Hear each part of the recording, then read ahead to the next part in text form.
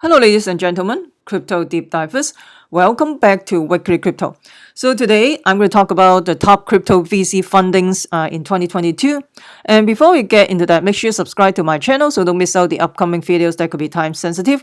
Also, you can follow me on Bitchute. In Bitchute, I usually post this type of video I can't even talk about in YouTube. I posted that more than 1 year ago, and at the time nobody know what's going on. If you're interested, you can go over to Bitchute and check them out. Also, I'm on Twitter as well as Gather, Odysee as well. Fun stuff I usually post on Rumble. I also have a Patreon group. If you're interested, you can check them out as well. So let's talk about the top crypto funding story of 2022. And 2022 was a record-breaking year for the blockchain and especially the VC. Despite the bear market cycle, you still have a lot of VC investing like billions of dollars into the ecosystem. So you have Horn Ventures, and they raised about 1.5 billion.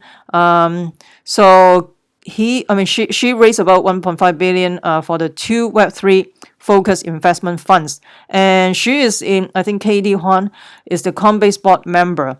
And he also recruit former executives from Airbnb, Coinbase, and Google Tech incubator Jigsaw. So they want to invest in like every layer of Web3, the technology.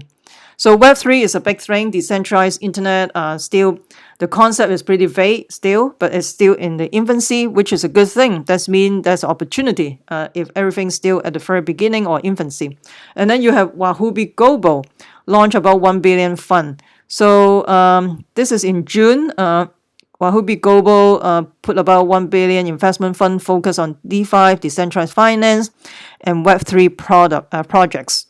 And they will invest in promising blockchain projects across a range of crypto subsectors. And we'll focus on providing liquidity investment to help DeFi projects get up and running. So the thing is, despite a whole bunch of contagion in 2022, the decentralized finance or decentralized exchange is pretty resilient compared to decentralized exchange, right? And also you have an NBA top shot creator, Dapper Labs. If you still remember Crypto Kitties back then, were worth those people buying the Crypto Kitties back then in 2017. Remember? So created by Dapper Labs, and then the NBA Top Shot. They launched a 725 million funds to support the development of its Flow blockchain. And of course, they received backing from big investors as well. Let's see.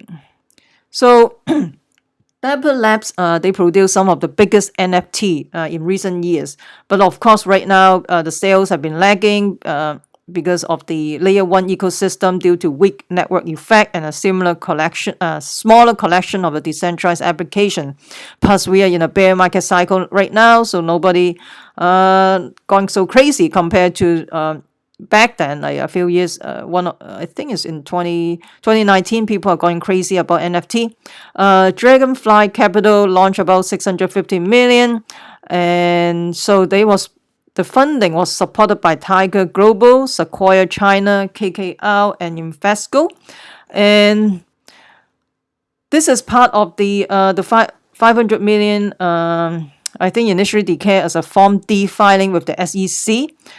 So the funding was used to invest in DeFi, metaverse, blockchain, gaming startups. So the theme, everything is Web3, DeFi, metaverse, and blockchain gaming. So this is the theme that, those are the VC going into those category, basically.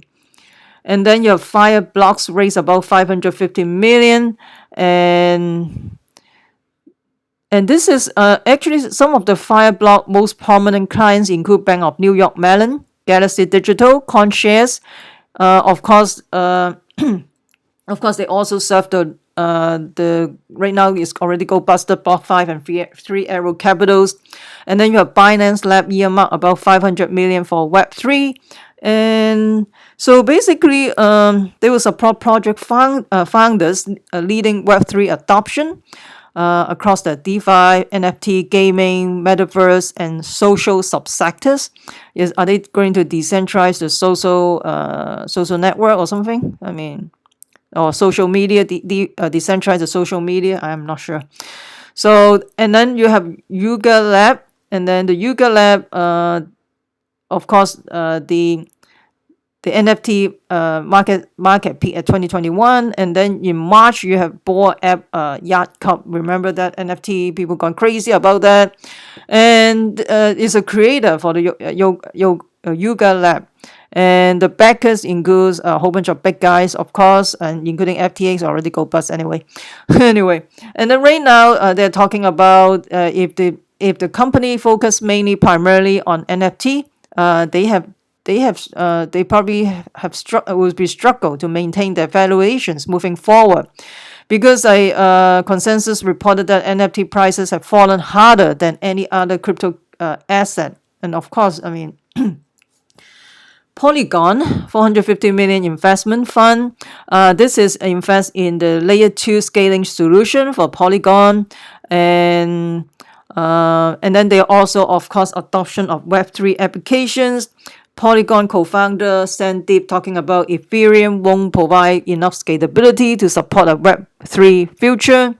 And even though its highly anticipated merge took place, and those are for Polygon. And then the Multicon Capital, 430 million for the new startup, and to support the earlier stage, like basically startup. And then the prioritized projects will be proof of physical work protocols, or that have been created real incentive for decentralization. Framework Ventures, 400 million raise, and this is basically focused on Web3, blockchain gaming, DeFi.